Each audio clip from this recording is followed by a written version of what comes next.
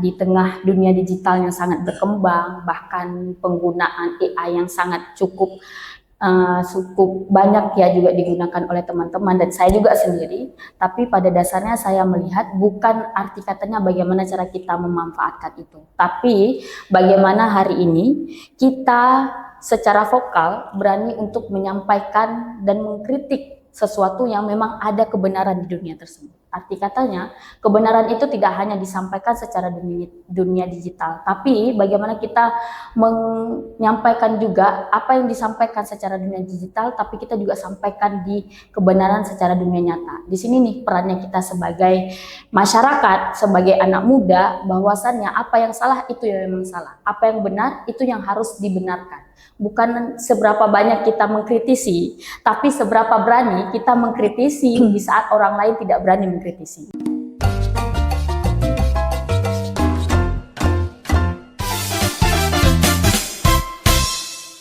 Assalamualaikum warahmatullahi wabarakatuh. Halo teman-teman semuanya, kembali lagi bersama saya Echa dalam Asmen Talk Ceritain Aja. Dalam rangka memperingati hari lahir Pancasila, kita akan membahas sebuah tema yang sangat relevan dengan kondisi generasi muda saat ini, yaitu peran organisasi mahasiswa sebagai agen perubahan dalam mewujudkan kampus yang aman dan generasi yang berkarakter. Pancasila bukan sekedar dasar negara, tetapi juga pedoman moral dalam kehidupan berbangsa dan juga bernegara. Nilai kemanusiaan, keadilan sosial, gotong royong, dan juga penghormatan terhadap martabat manusia seharusnya bisa menjadi fondasi dan dari setiap aktivitas mahasiswa dan juga organisasi kepemudaan. Namun di tengah perkembangan zaman, kita masih menghadapi berbagai tantangan, termasuk meningkatnya kasus kekerasan seksual di dunia pendidikan, kemudian juga tantangan mengenai pembinaan karakter generasi muda saat ini di era digital. Karena itu pada kesempatan kali ini kita akan berdiskusi dengan narasumber dari Himpunan Mahasiswa Islam atau HMI mengenai bagaimana peran mahasiswa dalam menyikapi fenomena kekerasan seksual di kampus dan juga bagaimana sih pentingnya pembinaan di generasi muda melalui PP Tunas sebagai investasi masa depan bangsa. Selamat datang Melati Sari Maisara, Wakil Bendahara Umum Kohati BPPB HMI periode 2024-2026. Gadis Aceh yang saat ini hadir bersama saya dipanggil Melati. Iya, Kak Echa. Kabar baik Melati? Alhamdulillah kabar baik. Alhamdulillah. Seperti tadi prolog yang aku sampaikan, banyak ya yang bilang mahasiswa sekarang ini lebih aktif di media sosial dibandingkan seperti yang dulu ya, turun langsung ke masyarakat. Dan di fenomena ini yang sekarang terjadi, gimana sih pandangan HMI mengenai hal ini?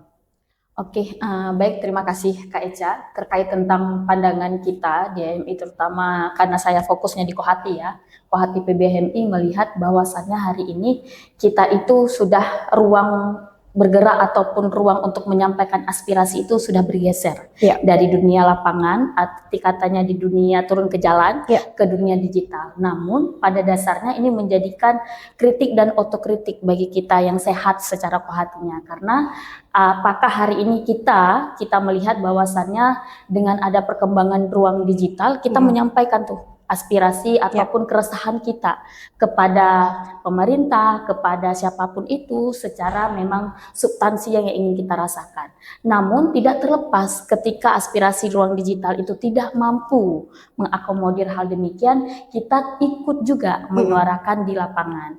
Jadi sebenarnya ini pergeseran ini hanya semacam disimplifikasi secara kesampingan bahwasannya ruang digital juga diperlukan. Tapi bagaimana hari ini aktivis, kita masyarakat, kita mahasiswa bergerak diseimbangkan antara dunia digital dan juga dunia di lapangannya. Begitu kira-kira kalau pandangan saya Kak Echa. Oke, menurut pandangan kamu lagi nih, saat ini mahasiswa itu lebih aktifnya di media sosial itu untuk mengedepankan apa?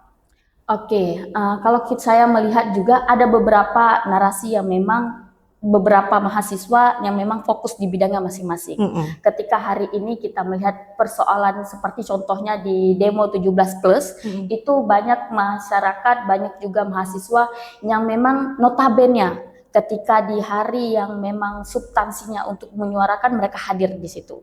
Tapi ada beberapa juga yang mereka menyampaikan aspirasinya di ruang digital.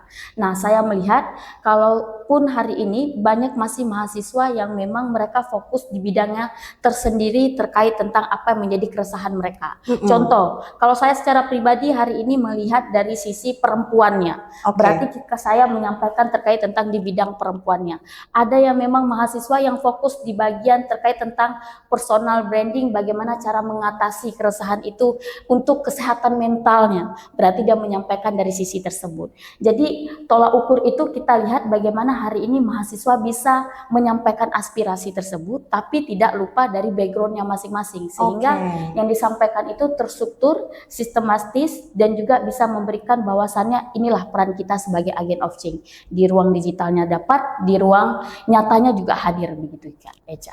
Baik, agen perubahan. Kalau kita berbicara mengenai agen perubahan, tadi seperti yang saya sebutkan, adanya penurunan, mungkin nggak sih adanya penurunan daripada peran mahasiswa termasuk HMI sendiri di tengah masyarakat, dan sejauh mana HMI ini saat ini bergerak untuk terus mengafirmasi kebaikan gitu di tengah masyarakat? Kalau saya lihat kita sudah mengupayakan sebisa dan semampu mungkin untuk hadir di tengah-tengah masyarakat. Contoh yang paling konkret hari ini dilakukan oleh HMI secara Indonesia, bahkan PBHMI sekalipun, kemarin di bencana Sumatera itu mereka ikut hadir. Kita ikut hadir dalam mengupayakan mengumpulkan secara materi, non-formil, bahkan secara mental untuk kembali betul-betul hadir ketika memang masyarakat itu runtuh ataupun betul untuk hadir secara lebih substansi ke situ.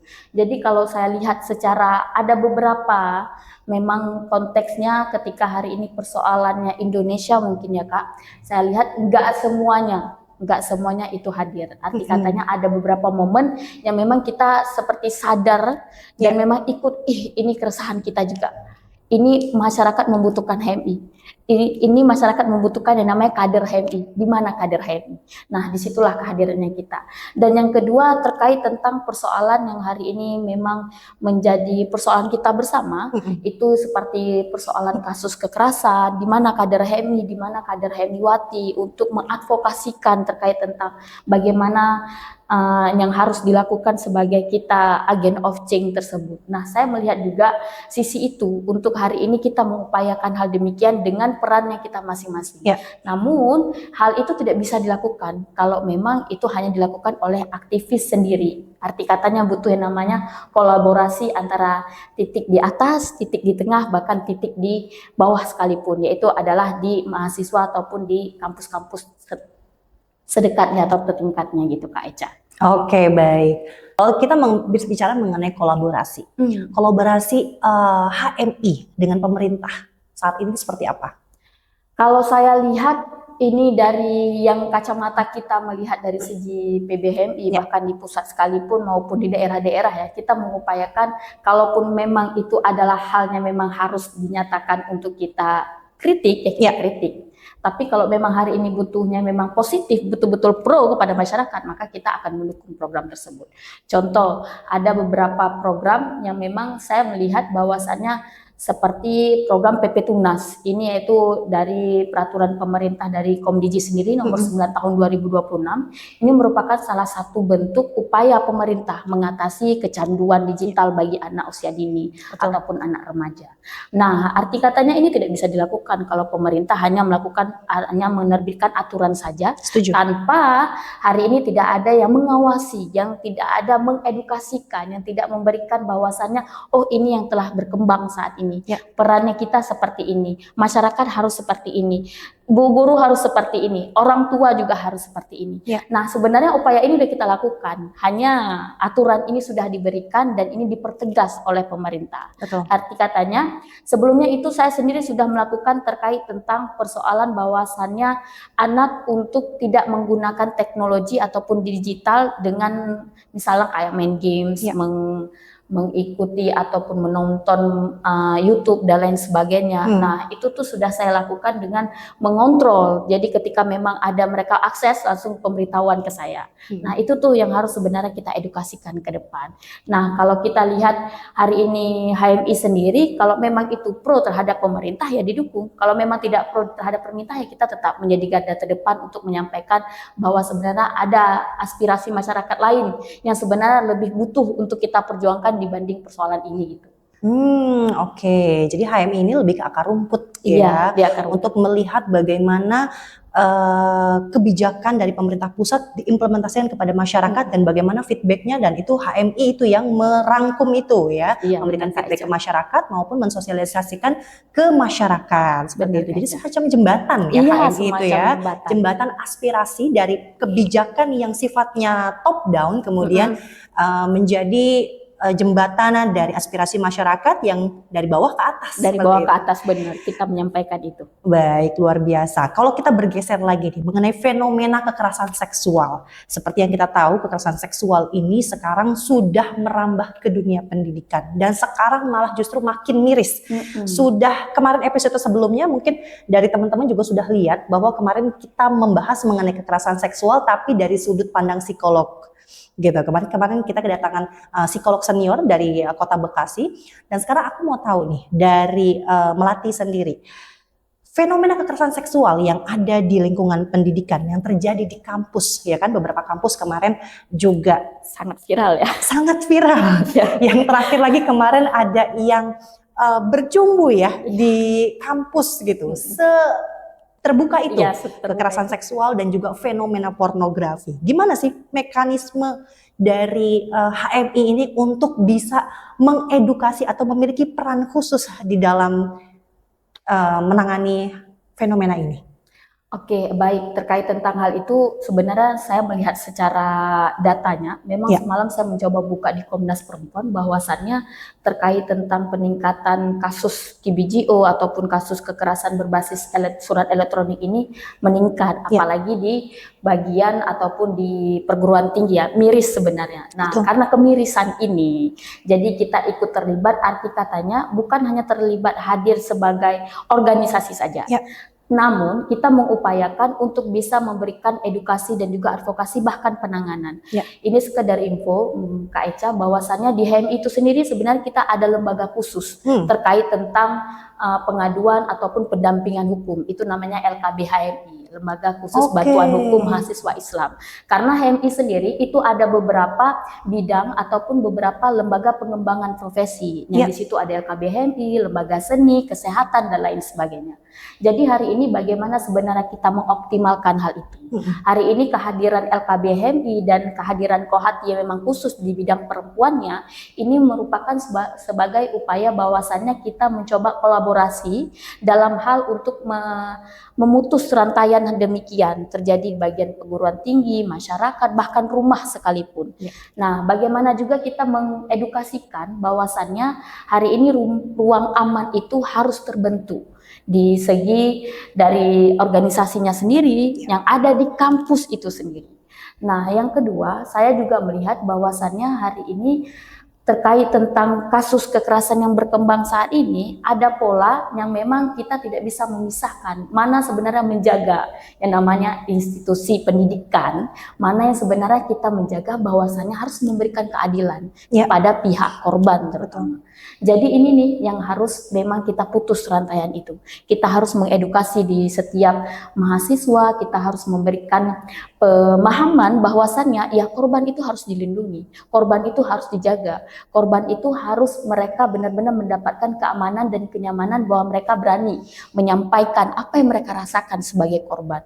Bukan arti katanya kita mengucilkan bahkan sampai reviktimisasi. Iya, bahkan sampai mencoba untuk udah nggak masuk lagi dari circle. Kalau orang Jaksel bilangnya nggak masuk lagi circle, udah kita nggak bestian gitu.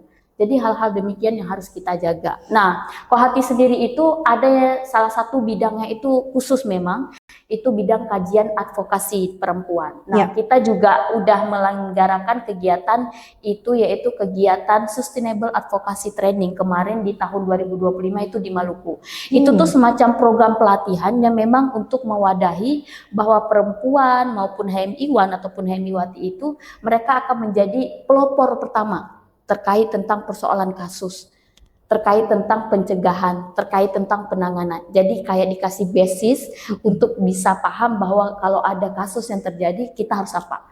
Kalau pencegahan berarti kita harus menjadi pelopor pertama yang mengedukasikan itu ke masyarakat.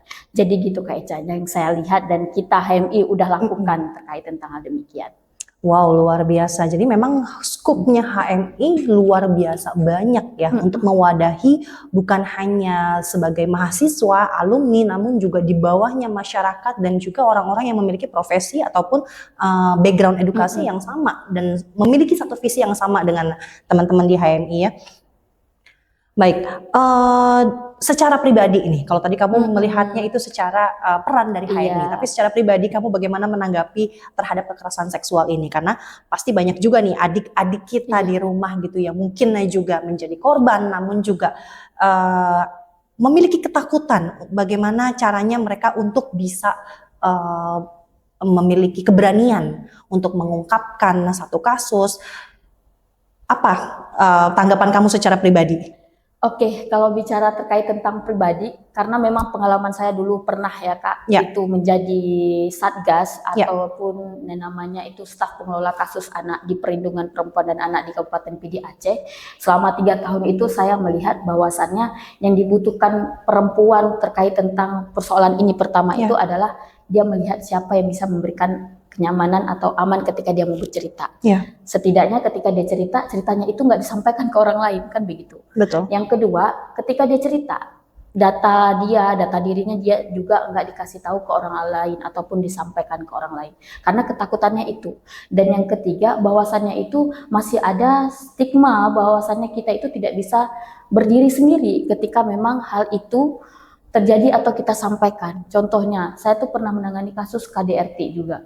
Itu kasus KDRT, dia ketakutan untuk menyampaikan karena pertama mungkin suaminya yang galak, mudah melakukan kekerasan dan ada seolah-olah tidak memberikan secara ekonomi ketika nanti dia selesai ataupun bagaimanapun, dan ada seolah-olah bahwa masyarakat setempat mengucilkan perempuan ini sendiri dibanding dari apa yang udah dilakukan laki-laki ini kepada perempuan. Nah, hal itu tuh yang menurut saya yang harus kita sampaikan sebenarnya kepada perempuan. Siapapun perempuan di luar sana, kalaupun kalian, hari ini juga saya pernah merasakan hal itu. Saya pernah menjadi korban dari kekerasan KBGO Kak. Tapi yang saya pahami bahwasannya ketika saya tidak menyampaikan hal itu seolah-olah hanya saya yang merasakan. Tapi ketika hari ini saya sampaikan hal demikian, berarti saya juga mengedukasikan bahwa saya sudah merasakan itu, saya melapor, saya menyampaikan kepada pihak yang memang hari saya bekerja, saya menyampaikan hal itu, apa yang saya butuhkan. Kan begitu. Ketika saya udah butuhkan itu, apa yang harus kita ambil pelajaran dari apa yang saya rasakan. Nah, itu tuh yang harus kita sampaikan kepada perempuan di luar sana. Bahwasannya, kalaupun hari ini yang teman-teman rasakan, itu bukan hanya bicara terkait tentang kalian seorang diri. Tapi ada persoalan perempuan lainnya yang di luar sana itu yang membutuhkan kekuatan untuk kita bisa berani untuk speak up ke publik. Itu Kak Eca. Oke, dalam statement yang dikatakan oleh seorang anggota Dewan, Rieke Diah Pitaloka, dalam podcastnya atau statementnya di YouTube channel, bahwa kekerasan seksual itu tidak boleh dinormalisasi. Kalau kita menormalisasi kekerasan seksual, artinya kita bisa menormalisasi kejahatan-kejahatan, bentuk kejahatan yang lain. Nah, menurut kamu, tanggapan kamu seperti apa? Bagaimana sih kita bisa menginternalisasikan nilai-nilai kemanusiaan dan penghormatan terhadap martabat manusia dalam hal kekerasan seksual ini?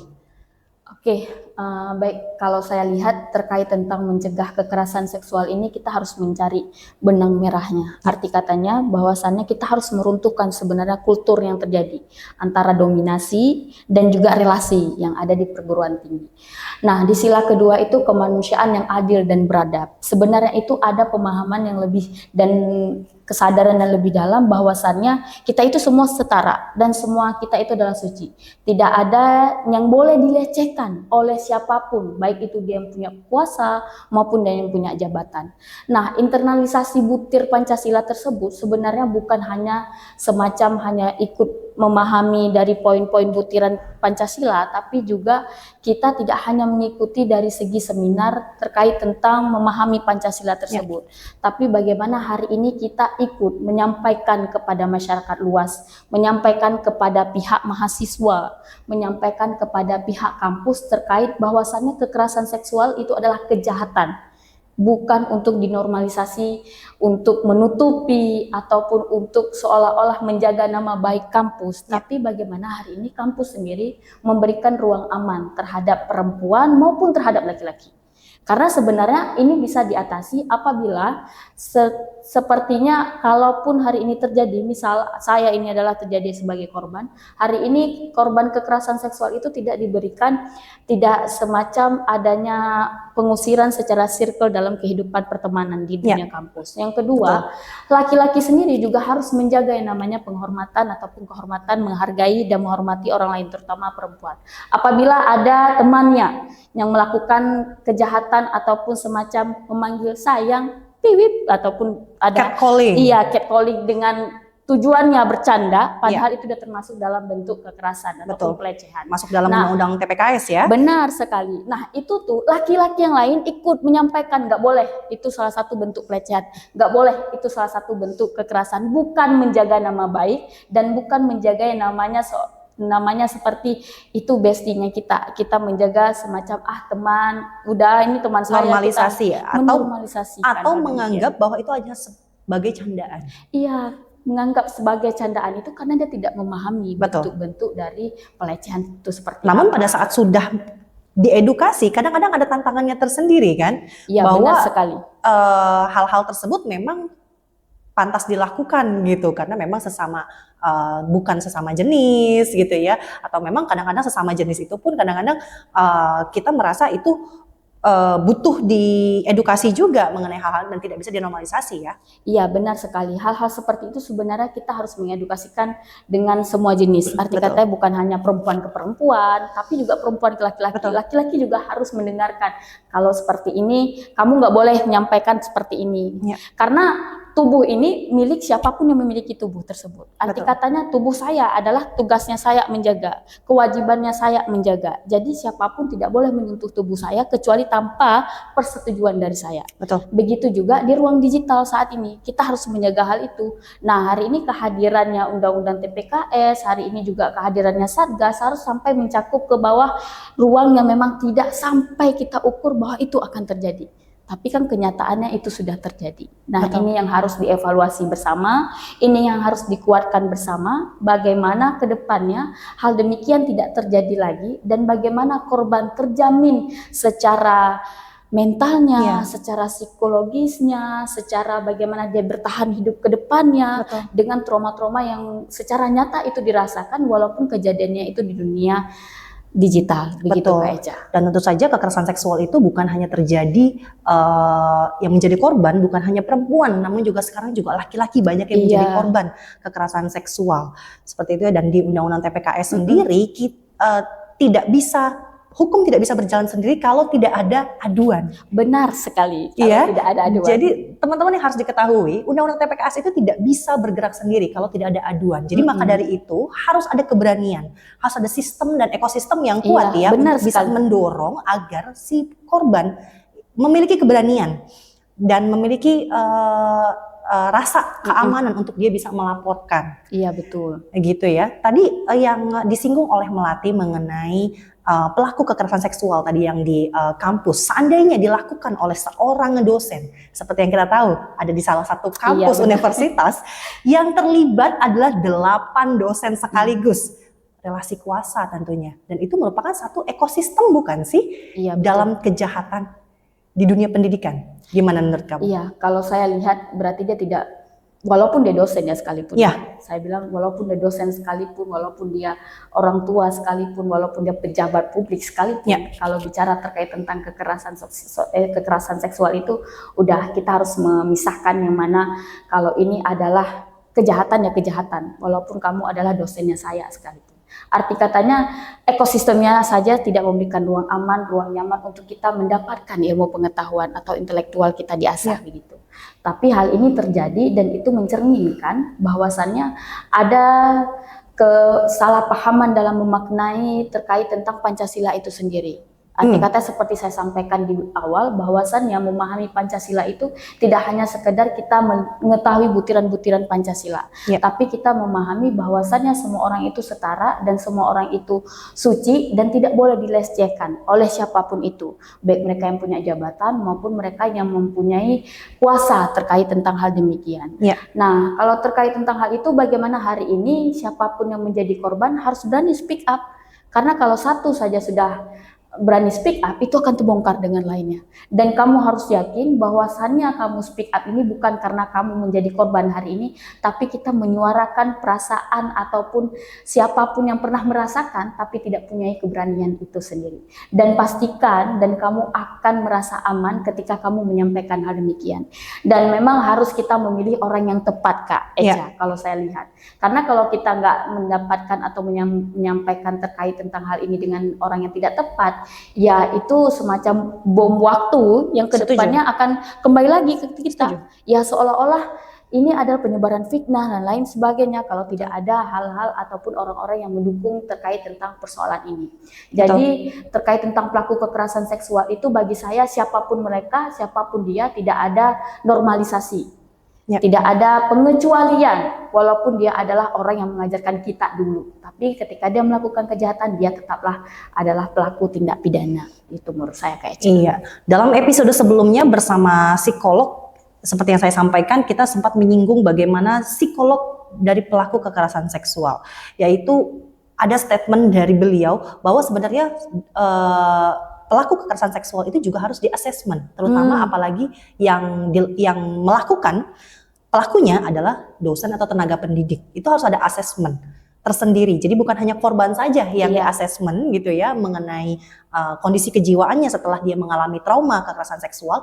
Namun sepertinya perlu nih ada yang namanya assessment terhadap tenaga pendidik. Menurut kamu itu memungkinkan nggak sih adanya assessment terhadap tenaga pendidik? Ya, kalau menurut saya sebenarnya itu sangat diperlukan. Ibaratnya kayak kita mau menikah, tapi kita juga harus mengetahui kondisi kejiwaan calon mempelai, baik itu suami maupun istri. Tujuannya apa? Supaya tidak ada terjadinya indikasi kekerasan ke depannya, ataupun terjadinya silent treatment dan lain sebagainya. Memang akan kemungkinan terjadi. Nah, berbicara di dunia pendidik, sebenarnya ini penting juga. Kita harus mengetahui kejiwaan pendidik kita seperti apa. Tujuannya agar memang memberikan pelayanan ataupun ilmu kepada mahasiswa itu mereka dengan pemikiran dan juga kejiwaan yang sehat. Berarti kalau pikirannya sehat, jiwanya sehat, maka ilmunya juga akan mudah dipahami oleh mahasiswa, kan begitu. Jadi kalau memang ada assessment itu sebenarnya itu hal yang perlu dan memang menurut saya sangat positif jika dilakukan ke depannya. Jadi kita bisa melihat di sisi korban dan juga di sisi pelaku. Nah, arti katanya di sisi pelaku ini kita akan melihat evaluasi lagi. Kadang masa lampau dia pernah merasakan seperti itu, namun belum tersentuh pemulihannya. Sehingga terjadilah demikian. Dan juga dulu pernah juga itu Kak Eca, saya menangani kasus yang bahwasannya pelakunya itu adalah anak di bawah umur. Jadi korbannya juga anak di bawah umur. Dua-dua kita lakukan assessment. Sebenarnya apa menjadi persoalan dan dua-dua kita kasih pemulihan supaya pelaku ini ke depan, supaya korban ini nggak jadi pelaku dan pelaku ke depan tidak menjadi pelaku lagi untuk selanjutnya. Begitu juga dengan hal demikian terkait tentang assessment terhadap tenaga pendidik. Baik, kalau kita masih bergeser lagi di dunia kampus karena narasumber kita saat ini adalah bagian dari Himpunan Mahasiswa Islam, pengurus besar. Oke. Udah besar Kak? Besar sekali.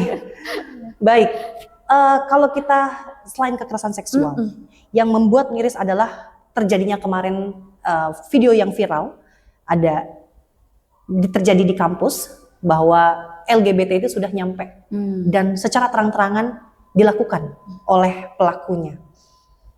Peran HMI dalam mengedukasi, itu yang pertama. Yang kedua, ada beberapa netizen yang menganggap itu sebuah kesalahan.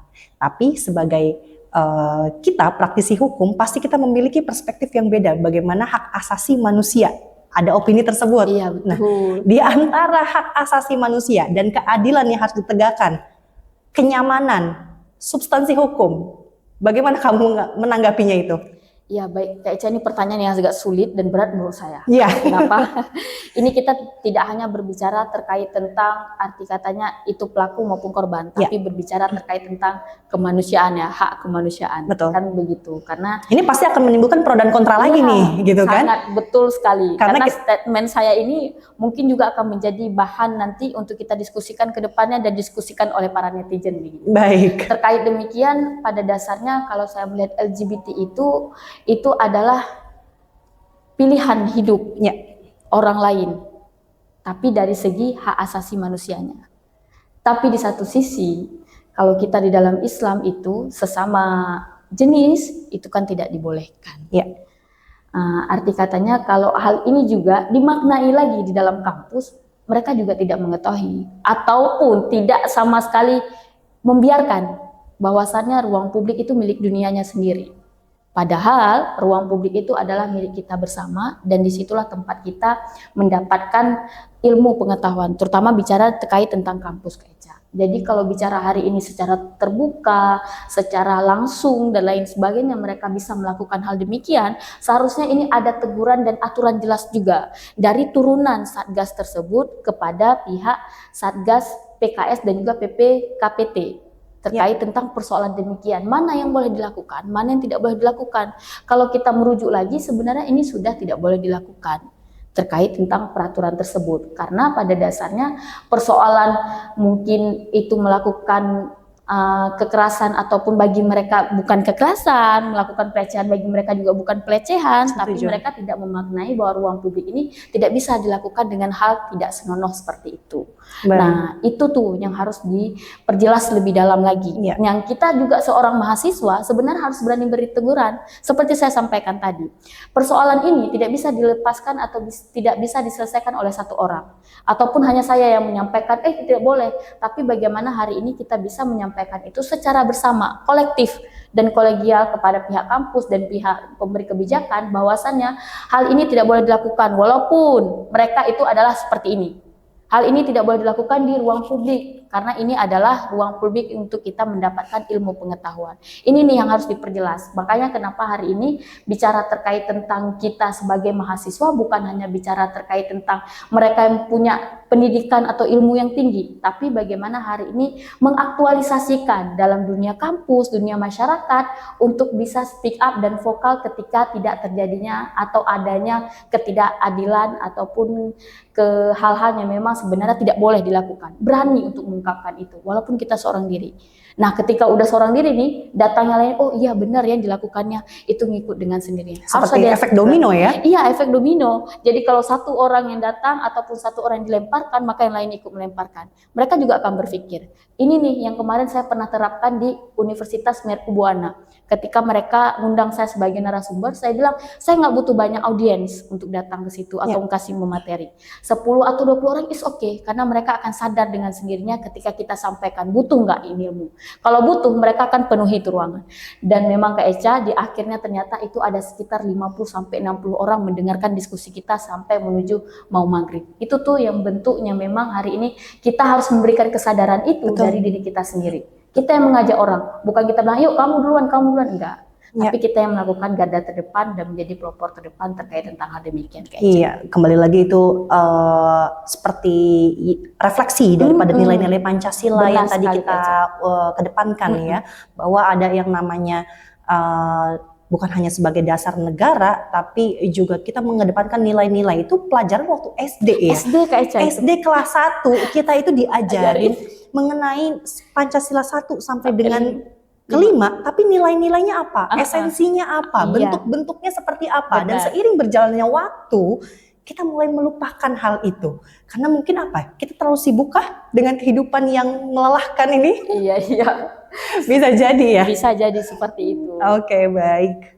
Oke, Melati, menurut kamu Satgas PPKPT dan juga PPKS untuk melindungi korban di kampus itu sudah berperan belum sih sejauh ini menurut Melati? Ya, kalau saya melihat dan memang kita berkaca ya Kak, di beberapa kampus, Ya. ada beberapa kampus yang memang sudah optimal perannya. Tapi arti katanya sebenarnya bukan hanya kehadiran mereka sih yang diharapkan di kampus tersebut.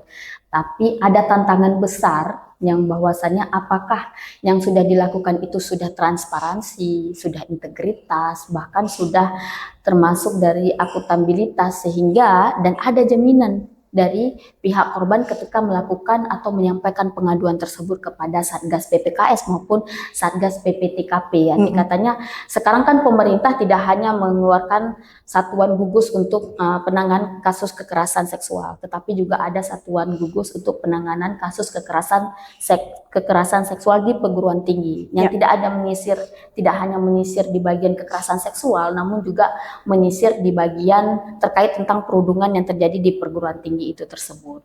Jadi kalaupun bicara hari ini terkait sudah optimal ataupun sudah membaik atau sudah betul-betul ada, kita harus melihat bagaimana hari ini Satgas itu berkumandang ataupun menyampaikan apapun yang terjadi hari ini di kampus mereka masing-masing. Tidak diam, bahkan tidak ikut serta dalam menjaga nama pelaku, apalagi nama pelaku itu yang mempunyai jabatan ya Kak di kampus. Itu tuh yang harus kita tanyakan ataupun yang kita inginkan dari pihak Satgas tersebut terkait tentang integritas mereka selaku yang namanya Satgas gitu Kak. Betul, apalagi ini dalam memperingati hari lahir Pancasila ini yang mengedepankan bagaimana sih martabat manusia itu benar-benar dihormati ya, baik itu secara hukum maupun memang kita sebagai sosok seorang manusia seperti itu ya. Dan kita geser lagi, kalau tadi berbicara mengenai kekerasan seksual, sekarang bagaimana sih menurut kamu pembangunan karakter generasi muda saat ini di tengah-tengah PP Tunas? Oke, kalau saya lihat di pembangunan karakter di tengah-tengah peraturan pemerintah masalah pengelolaan digital bagi anak itu, hari ini sebenarnya kita kehilangan arah. Banyak anak muda, banyak generasi Gen Z bahkan Gen Beta ya saat ini tuh yang masih nggak tahu kalau sebenarnya ini yang salah, ini yang tidak perlu harus di-share ke orang lain, ataupun ini yang beritanya belum tentu betul tapi coba di-share ke orang lain, ataupun ini sebenarnya belum wajib atau belum harus kamu ikuti, nonton dan lain sebagainya, tapi kamu sudah mengikuti dan menonton hal demikian. Jadi masih belum ada semacam akar rumput di bawah yang memang kuat, yang kokoh bahwasannya kita itu sudah bilang, oh ini tidak boleh dilakukan. Jadi kalaupun hari ini sudah kehadiran PP Tunas, kalau hari ini PP Tunas itu sudah hadir, itu merupakan salah satu bentuk awal sekali bahwa kita ingin menerapkan bahwasannya untuk menjadi generasi muda yang emas di tahun 2045 ke depannya itu, generasi ini harus kuat secara emosinya, secara mentalnya, secara intelektualnya. Jadi kehadiran PP Tunas ini merupakan salah satu bentuk konkret dan sangat krusial untuk kita bicarakan penerapannya di segala lini kehidupan anak-anak di luar sana untuk mengatasi tidak kehilangan arah dalam menghadapi kehidupan selanjutnya ya, begitu ya Kak Eca. Betul, pemerintah sudah memberikan peraturan, bagaimana mengimplementasikannya itu juga merupakan peran kita sebagai masyarakat, akademisi, mahasiswa, organisasi, bagaimana kita bisa mensosialisasikan hal tersebut ke akar rumput ya, bukan hanya sekedar bisa dibilang hanya sekedar administratif belaka gitu kan, atau hanya nanti ujung-ujungnya dicap ini seperti peraturan yang dibuat-buat, namun memang harus benar-benar ada implementasinya, dan ini tanggung jawab kita semua sebagai masyarakat Indonesia, dan ini adalah poin yang paling penting ya, termasuk dalam bagaimana memaknai hari lahir Pancasila, termasuk dalam gotong royong tadi itu ya, kita gotong royong gimana caranya supaya kebijakan-kebijakan yang terjadi ya di pemerintah gitu ya, yang sudah dilakukan pemerintah kita implementasikan bersama-sama, karena nggak mungkin ya itu terjadi dengan sendirinya. Iya betul. Iya kan? Pemerintah butuh kita. Iya betul. Kita pun juga butuh pemerintah. Pemerintah betul sekali.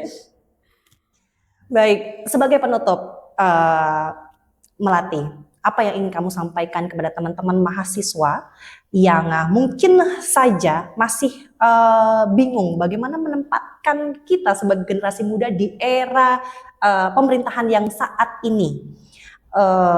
Bisa dikatakan mungkin ada yang beropini tidak baik-baik saja, Betul. ada yang beropini lain lagi. Nah, bagaimana kamu memberikan semangat kepada teman-teman yang mendengarkan? Oke, saya melihat dan ada harapan, sebenarnya bukan harapan untuk teman-teman aja, sebenarnya ini harapan untuk saya juga pribadi ke depannya, bahwasannya di tengah dunia digital yang sangat berkembang, bahkan penggunaan AI yang sangat cukup banyak ya juga digunakan oleh teman-teman dan saya juga sendiri, tapi pada dasarnya saya melihat bukan arti katanya bagaimana cara kita memanfaatkan itu, tapi bagaimana hari ini kita secara vokal berani untuk menyampaikan dan mengkritik sesuatu yang memang ada kebenaran di dunia tersebut. Arti katanya, kebenaran itu tidak hanya disampaikan secara dunia digital, tapi bagaimana kita menyampaikan juga apa yang disampaikan secara dunia digital, tapi kita juga sampaikan di kebenaran secara dunia nyata. Di sini nih perannya kita sebagai masyarakat, sebagai anak muda, bahwasannya apa yang salah itu yang memang salah, apa yang benar itu yang harus dibenarkan. Bukan seberapa banyak kita mengkritisi, tapi seberapa berani kita mengkritisi di saat orang lain tidak berani mengkritisi. Seberapa berani kita menyampaikan kebenaran di saat orang lain tidak berani menyampaikan kebenaran. Karena generasi muda ke depan di tahun 2045 itu tidak membutuhkan pemuda yang memang takut ataupun yang tidak sama sekali berani untuk menyampaikan terkait sebenarnya tentang ketidakadilan, bahkan juga tentang ketidakberanian untuk menyampaikan sebuah aspirasinya, baik itu tentang kebijakannya, kepada orangnya, maupun kepada lembaga-lembaganya. Menurut teman-teman dan menurut kita semua itu salah dalam menggunakan kekuasaan. Mungkin itu yang saya sampaikan, Kak Eca. Baik, luar biasa. Terima kasih banyak Melati. Iya, Semoga sama-sama. sukses Amin. dalam karir, kemudian selalu bermanfaat di organisasi Amin. dan juga tentu saja di masyarakat pada umumnya. Sekali lagi, kalau pesan dari saya ingin mengingatkan bahwa Pancasila bukan sekedar dasar negara, tapi ini juga merupakan pedoman moral kita dalam kehidupan berbangsa dan juga bernegara. Nilai-nilai kemanusiaan, gotong royong, menghargai, menghormati martabat manusia, mengedepankan keadilan itu yang harus kita utamakan. Saya Echa, kita akan kembali lagi di episode berikutnya dengan narasumber yang tidak kalah hebat dengan hari ini. Assalamualaikum warahmatullahi wabarakatuh. Waalaikumsalam warahmatullahi wabarakatuh. Terima kasih Melati. Udah bisa tepuk tangan, luar biasa. Kak.